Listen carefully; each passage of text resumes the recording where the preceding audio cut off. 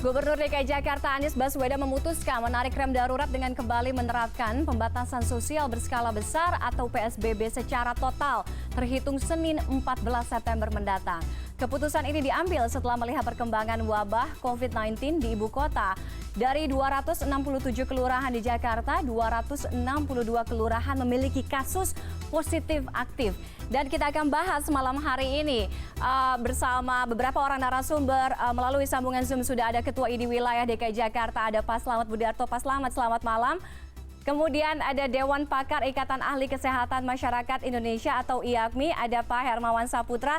Pak Hermawan, selamat malam. Dan juga ada salah satu dokter relawan kita, ada Dr. Debrina Dewi Lumanau. Dr. Debi, selamat malam. Malam, Mbak Fani. Oke, terima kasih Bapak-Bapak. Dr. Debi juga sudah bergabung. Kita akan bahas bagaimana persiapan DKI Jakarta yang akan kembali menerapkan PSBB secara ketat pada minggu depan sesuai dengan pernyataan dari Gubernur DKI Jakarta Anies Baswedan pada tadi malam. Saya ke Pak Hermawan terlebih dahulu. Oke, Jakarta menarik rem darurat, Pak Hermawan. Kenapa daruratnya baru sekarang setelah angka COVID-nya sudah mencatatkan kenaikan yang luar begitu dahsyat di atas 200.000? Ya, memang banyak sekali dinamika ya perjalanan kebijakan selama pandemi COVID di Indonesia sejak pertama kali 2 Maret 2020 yang lalu. Khusus di DKI Jakarta sesungguhnya sejak 13 April ya, 13 April 2020 sampai sekarang itu berlaku PSBB. Hanya saja PSBB pada 3 periode pertama adalah PSBB optimal, PSBB berikutnya hingga sekarang ini adalah PSBB transisi. Jadi kalau tanggal 14 beberapa hari ke depan akan kembali pada PSBB yang optimal, itu langkah yang sangat tepat menurut kami karena menyangkut pengendalian dan pelambatan kasus COVID itu sendiri. Kalau kita lihat perkembangan PSBB transisi memang sangat tidak efektif. Dikala semua aktivitas kehidupan, sektor perkantoran, industri, dan dunia bisnis usaha dibuka, akan membawa dampak ramainya aktivitas publik, jalanan, dan aktivitas di pemukiman dan lainnya. Hal inilah yang membuat kenaikan insidensi atau angka harian yang memang menembus angka yang cukup fantastis seminggu terakhir ini, positif rate di atas 10%, dan itu sudah menjadi alert buat kita. Timing seharusnya memang sudah dilakukan oleh pemerintah DKI sejak awal bulan ini. Hanya saja kita tetap mengapresiasi tanggal 14 nanti pun adalah sesuatu yang memang harus kita lakukan. Tinggal bagaimana sekarang komunikasi dengan multi stakeholders. Jadikan waktu ini yang tersisa adalah preparing kita untuk meningkatkan vitalitas dan juga daya tahan. Daya tahan itu ada dua, Mbak Fani, daya tahan fisik dan juga daya tahan ekonomi. Kalau daya tahan fisik kita baik, ekonomi kita baik, maka masa PSBB yang optimal ke depan ini justru kita jadikan kepedulian satu sama lain untuk memutus mata rantai COVID, paling tidak memperlambat kasusnya di wilayah sekitar Jabodetabek. Untuk itu komunikasi pemerintah daerah DKI dengan pemerintah Jawa Barat, Banten itu menjadi keharusan dan memang tidak boleh terlalu jauh gap antara kebijakan di DKI dengan support city, misal Bekasi, Depok, Bogor, dan Tangerang. Bapak nih. Oke, PSBB yang paling tidak efektif Anda lihat ada di PSBB transisi. Kenapa? Karena memang sejak PSBB transisi dibuka semua sektor kehidupan ya. Tadinya waktu PSBB tahap awal hanya ada 8 sektor esensial yang dibuka. Dan memang terjadi bukti pelambatan kasus secara signifikan di tahapan awal itu. Sejak 13 April sampai awal Juli. Tetapi begitu masuk PSBB transisi, nah itu dilonggarkan semua aktivitas dan pada akhirnya membuat hampir tidak ada perbedaan antara kenormalan yang lama dengan suasana PSBB transisi. Tinggal sektor pendidikan yang belum betul-betul dibuka saat ini. Tetapi dengan besok dilakukan upaya optimalisasi, saya rasa itu langkah yang tepat dan pemerintah DKI patut diapresiasi. Ini sekaligus memberi ruang kepada tenaga kesehatan, baik di fasilitas primer maupun di fasilitas rujukan, untuk bernafas sedikit, tanda kutip, karena selama ini juga terjadi kejenuhan, kelelahan, mungkin juga banyak yang terpapar bahkan meninggal dunia, maka kualitas kesehatan kita ingin rapikan sembari pemerintah meningkatkan infrastruktur, terutama safe house atau rumah sakit darurat yang saat ini juga kapasitas ruang perawatan, terutama isolasi dan intensive care memang sudah ada pada critical numbernya gitu. Jadi kalau menyematkan status darurat harusnya pada saat itu kita udah darurat ya, Pak Hermawan? Kedaruratan kesehatan itu ditetapkan secara resmi oleh Presiden melalui keputusan Presiden nomor 11 tahun 2020 dan itu sejak tanggal 31 Maret 2020 yang lalu. Jadi sampai sekarang status kedaruratan kesehatan itu masih keadaan darurat ini harusnya diperlakukan seperti peperangan. Hanya saja musuh yang ini, musuh yang tidak tampak, musuh yang tidak mengenal batas wilayah, dan musuh yang tidak pernah mengenal kata kasihan. Dia akan menginfeksi, menyakiti, dan bahkan bisa membunuh musuh seperti kita. Oke. Saya ke Dokter Debbie berikutnya. Dokter Debbie, sekarang Anda tengah berada di rumah, betul?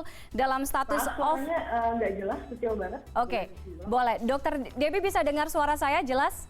Suaranya kecil banget. Kecil? Oke. Dokter Debbie? Kedengeran sih Mbak Fani, cuman kecil banget aja. Oke. Sekarang Dokter Debbie tengah dalam kondisi off ya, artinya berada di rumah, tidak dalam status bekerja on duty di lapangan kurang lebih selama 1 bulan. Boleh diceritakan, boleh di-sharing Dokter Debbie, apakah status Dokter Debbie sekarang yang memilih untuk beristirahat? Halo? Halo, sorry, suaranya nggak jelas banget, kecil banget suaranya. Oke, masih tidak jelas suara saya? Kedengeran tapi waktu udah ngomong lama nggak kedengeran. Boleh tolong dicek mungkin ada yang ini nggak? Oke, Dokter Debbie sekarang dalam status off, artinya tidak on duty, ya kan? Betul? Dokter Debbie? Tes. Oke, sebelum kita ke Dokter Debbie, sambil mungkin membetulkan atau membenarkan jalur audio atau jalur komunikasi, saya ke Pak Slamet. Pak Slamet, tanggapan dari IDI Pak dengan keputusan Gubernur DKI Jakarta yang kembali menerapkan PSBB total, PSBB secara ketat. Bagaimana IDI melihat ini? Sebesar apa ini akan menolong lonjakan kasus yang cukup besar di ibu kota? Terima kasih. Jadi keputusan ini mungkin saya nilai adalah keputusan yang sangat berat. Tetapi saya sangat percaya Pak Gubernur antara dan kerugian. Mungkin ini ditarik pada angka kesakitan dan juga ikut meningkat. Di satu sisi di rumah sakit sudah mulai overload, ada yang 90%, ada pokoknya di atas 80% itu kan sangat berbahaya. Kalau itu sampai melebihi 100%, berarti akan ada pasien-pasien yang terlantar, yang tidak bisa dilakukan perawatan. Nah, mungkin atas dasar ini untuk mencegah itu, Pak Gubernur memutuskan untuk PSBB lagi. Nah, sikap ini bagaimana? Sikap ini kami sangat mendukung sekali. Kita berharap bahwa PSBB yang optimal ini, PSBB yang ini paling tidak 3 minggu dilakukan. Tetapi dipilah dari hasil positif dan angka kesakitan yang ada kita punyai kan klasternya banyak sekali itu. Klaster yang paling banyak itu yang sama sekali tidak boleh melakukan kegiatan. Jadi ini sangat mendukung sekali kebijakan dari Gubernur DKI, walaupun punya efek samping yaitu pasti ekonomi akan terkena dampak. Tapi kalau kita PSBB selama 3 minggu pasti akan bisa dikendalikan. Nah, oke. Kemarin PSBB relaksasi sebelumnya menjadi pelajaran yang sangat berharga bagi kita karena pada saat PSBB diperketat di gelombang pertama, kedua itu sangat memperlambat laju infeksi. Tetapi begitu direlaksasi, infeksinya itu sangat meningkat. Karena apa? Kita belum siap. Siapa yang mengawal protokol kesehatan di industri? Siapa yang mengawal di restoran? Siapa yang mengawal di perkantoran? Itu tidak ada. Jadi seolah-olah kita melepas masing-masing institusi kantor itu membuat protokol kesehatan tersendiri. Sehingga kami mengusulkan nanti kalau sudah dilakukan PSBB yang diperketat, nanti direlaksasi lagi, itu sudah dipersiapkan siapa yang mengawal di restoran, siapa yang mengawal di hotel, di pertemuan, di kantor, dan lain-lainnya. Begitu. Oke, Pak Slamet tadi Anda sampaikan paling tidak kalau nanti PSBB total kembali diberlakukan, terhitung mulai minggu depan paling tidak 3 minggu tadi Anda sampaikan, betul? Betul. Oke, 3 minggu. Atas dasar apa penilaian 3 minggu ini? Apakah karena memang kondisi tenaga kesehatan kita di lapangan atau mungkin fasilitasnya memang saat ini memang kita tahu sudah di luar batas atau kelewat batas atau apa? Ya, dengan pertimbangan itu kan masa inkubasi itu kan sampai 14 hari. Dari 14 hari itu dibutuhkan waktu 1 minggu untuk melakukan persiapan untuk relaksasi, sehingga 3 minggu itu cukup untuk dilakukan PSBB. Dengan syarat PSBB-nya itu betul-betul dikawal atau diperketat, begitu. Oke, saya ke Dokter Debbie. Apakah Dokter Debbie juga sudah bisa mendengar suara saya, Dokter? Dokter Debbie? Ya, bisa. Oke, Dokter Debbie. Dokter Debbie, kondisi tenaga kesehatan kita sendiri, rekan-rekan Anda yang bertugas sekarang yang menangani pasien COVID-19 seperti apa? Kita tahu beberapa waktu yang lalu IDI juga sudah merilis bahwa lebih dari 100 dokter meninggal dunia selama pandemi. Kebetulan saya sekarang lagi off karena ini pertama kalinya nih dalam karir saya sebagai dokter gitu ya. Walaupun belum lama sih, cuman pertama kalinya semua orang bilang udahlah istirahat dulu. Karena sebenarnya nggak cuma saya, tapi teman-teman saya lihat kanan kiri semuanya sama capek, baik secara fisik lebih-lebih lagi secara mental gitu ya. Saya rasa nggak pernah saya dalam keadaan di mana ngelihat kanan kiri itu sama-sama berjatuhan gitu. Biasanya kalau misalkan ada masalah, saya ke kanan ke kiri, tanya ke senior, tanya ke teman-teman, sejawat ada yang bisa bantu. Kali ini saya lihat kanan kiri, saya tanya senior, mereka semua sama-sama sedang kesusahan, sama-sama sedang kelelahan. Oke, semua sedang kelelahan. Berapa lama dalam satu hari Anda bekerja dan teman-teman Anda? Artinya ini lelah secara mental dan juga lelah secara fisik. Berapa lama? Tergantung rumah sakitnya dan tergantung daerah saya rasa. Cuman kalau di tempat saya bekerja kemarin di Wisma Atlet di Pertamina itu, kami masuknya sekali masuk satu shift itu 8 jam. Murni 8 jam, jadi itu sebenarnya belum termasuk pakai APD, belum termasuk operan dan lain-lain, dan KOLPR. Oke, dan berapa pasien yang paling banyak Anda tangani dalam satu hari?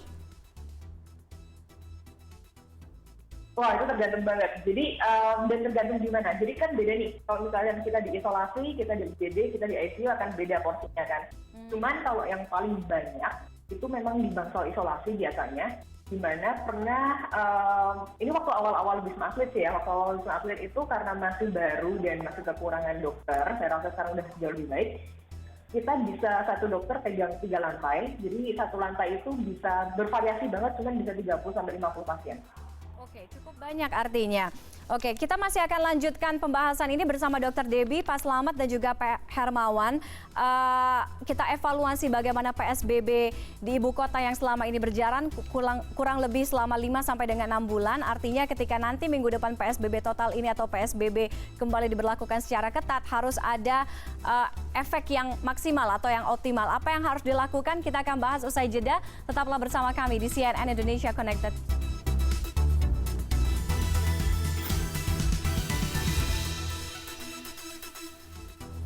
Oke, masih bersama saya malam hari ini ada Dr. Slamet Budiarto, kemudian Pak Hermawan Saputra dan juga Dr. Debrina Dewi Lumanau. Saya kembali ke Pak Hermawan. Pak Hermawan, formulanya sangat simpel sebenarnya 3M, menggunakan atau memakai masker, menjaga jarak sosial, dan juga mencuci tangan. Kenapa tidak bisa sesimpel itu penerapannya di ibu kota? Pengetatan kemudian juga mungkin pemaksaan based on policy nyatanya tidak berlaku atau tidak berjalan efektif di tengah masyarakat. Ya, memang pendekatan ini pendekatan yang cukup komprehensif, Mbak Fani. Ada perbedaan latar belakang pendidikan, latar belakang ekonomi, latar belakang budaya yang menyebabkan tingkat kedisiplinan di antara individu dan komunitas itu pasti berbeda-beda.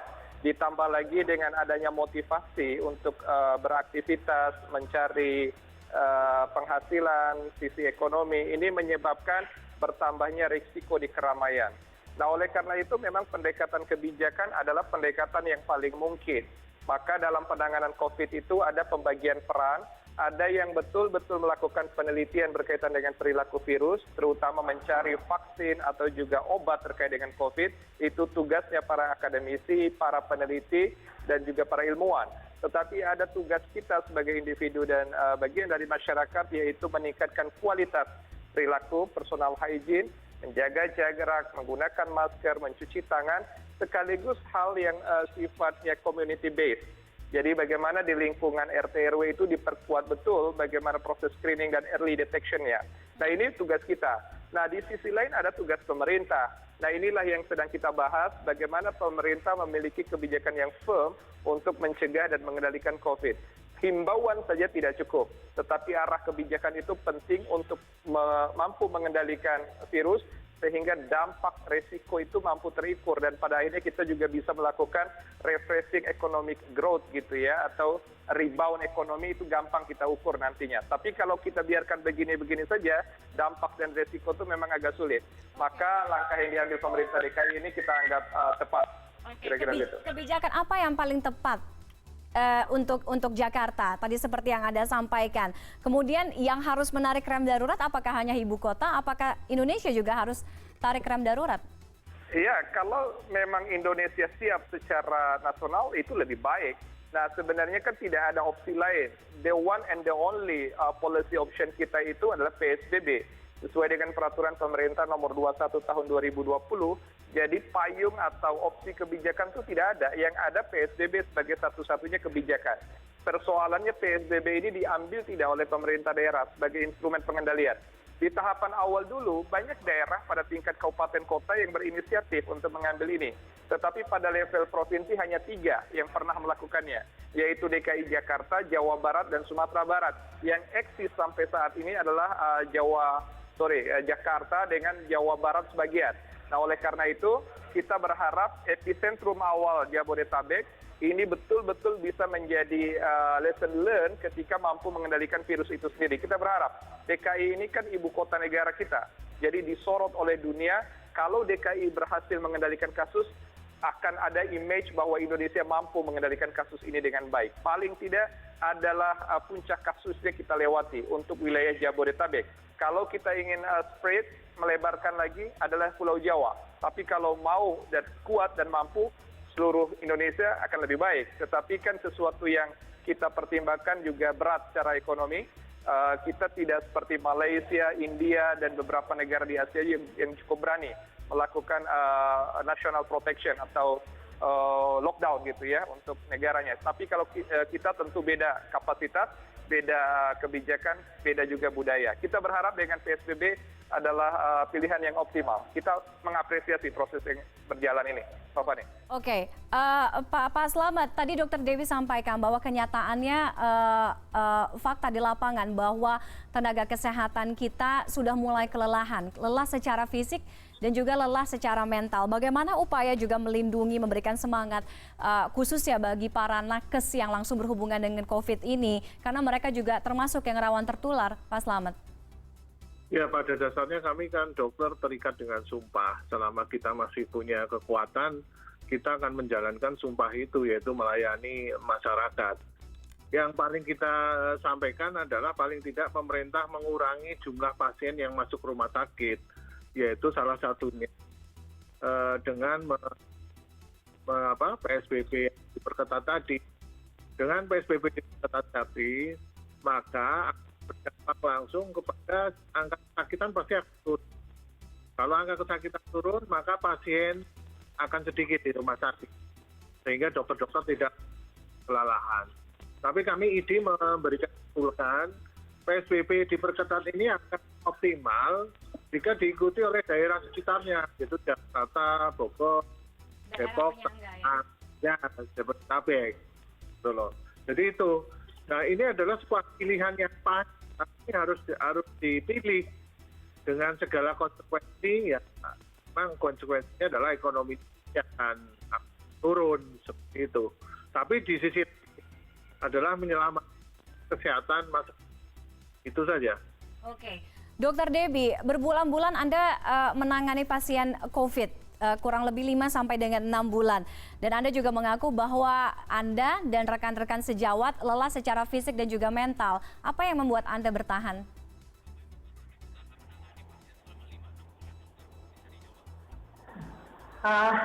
Kayaknya sebenarnya hampir nggak ada alasan. Saya selalu bilang, saya rasa dalam pandemik ini semua orang punya perannya masing-masing dalam melakukan sesuatu gitu ya. Karena ini yang kena andilnya semua orang. Jadi semua orang harus bersama-sama berbuat sesuatu sesuai dengan kompetensinya, sesuai dengan apa yang mereka mampu untuk menangani ini supaya akhirnya kita semua selamatnya dengan indah gitu kan. Kebetulan saya dokter, jadi kebetulan ya saya lebih turun ke lapangan dan hanya karena pengen ini cepetan selesai aja sih sebenarnya sesimpel itu. Oke, belajar dengan apa yang terjadi dalam masa PSBB kurang lebih 6 bulan ke belakang di ibu kota dalam hal penanganan kemudian juga pengendalian, apakah Anda optimistis PSBB yang akan kembali diberlakukan secara ketat minggu depan ini bisa akan menekan laju penyebaran COVID di Jakarta? Apa yang mau Anda sampaikan? Harus optimis. Karena saya sih apresiasi sekali ada keputusan untuk PSBB mulai lagi gitu kan, nggak dilonggarkan lagi. Saya nggak akan bilang harusnya dari kemarin atau apapun itu, apapun upaya pemerintah untuk mempromosikan social distancing, pakai masker, intinya edukasi itu kami semua tenaga medis akan dukung. Dan saya harap nggak cuma optimis ke penurunan angka, tapi juga saya optimis ini bisa menjadi semangat buat teman-teman medis untuk nggak capek untuk ini nih kita udah nemuin cahaya nih, kita nggak sendiri kok. Tadinya kan kami sendiri sekali gitu kan, kok kita ngerasa kita berjuang di depan tanpa ada bantuan dari pemerintah, dari media dan lain-lain. Tapi nggak, ternyata sekarang pemerintah ngedukung kita nih. Yuk kita jangan nyerah, kita tetap bekerja, kita tetap lihat pasien dan mempromosikan edukasi dan lain-lain. Oke. Pak Slamet, terakhir agar PSBB nantinya akan berjalan maksimal, optimal, apa saran dari IDI? Ya, PSBB otomatis akan menurunkan angka infeksi maupun angka kematian, termasuk mortal. Jadi agar ini berhasil, maka betul-betul PSBB ini diperketat. Minimal 3 minggu lah, minimal 3 minggu. Selama 3 minggu, pemerintah harus menyiapkan nanti pada saat PSBB relaksasi.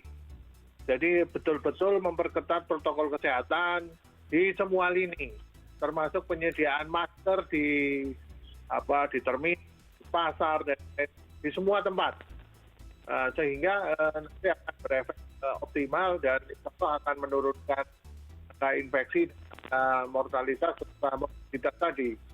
Jadi intinya kami mendukung kebijakan Gubernur DKI dengan segala konsekuensinya. Ini adalah pilihan yang terbaik dari yang baik mungkin ya. Karena kita serba dilema, tapi ini adalah yang terbaik. Oke. Terakhir, Pak Hermawan, singkat saja saran Anda untuk Ibu Kota DKI Jakarta yang akan kembali menerapkan PSBB total minggu depan.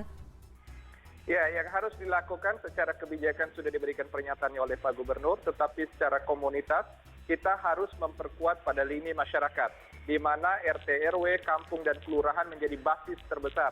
Kami menyebutnya adalah community-based initiative atau perang akar rumput menghadapi COVID-19, tapi juga kita bisa saja menerapkan semangat perjuangan seperti Hankam Rata, pertahanan keamanan rakyat semesta menghadapi COVID-19.